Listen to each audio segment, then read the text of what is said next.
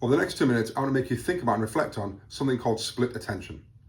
Now, split attention is where we split different bits of information that we need to be able to process and understand a concept, and we split it in different parts across the page. That might seem quite silly to think about doing that, because actually you'd want to keep it all together. But what happens quite often is that we might present a graph with a table next to it, and then also some information that relates to what the table or the graph is about.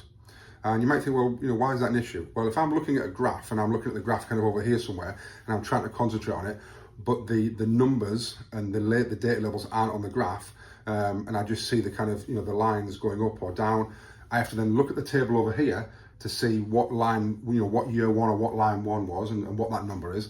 And I'm having to cross-reference from here to here, so my eyes are not in the same place. I then might have to then kind of look further down the page to find out the information or the context of it. So straight away, I'm looking at different places, and I'm not able to really study or one part of the presentation to really understand what it's about. The same comes if we've got things on different pages, so we're having to look at one page to reference back to another page. And you might be familiar with this if you've got information on different tabs on your desktop, or you're having to kind of move across. It's that split attention. I can't then just focus on everything in one kind of picture and look at it all and get a good understanding. I'm having to go back and forth from here everywhere, and it makes it a lot more difficult. It's not impossible, but it adds a lot more cognitive load to the task, because suddenly I'm having to split my attention between different tabs or different areas of the page.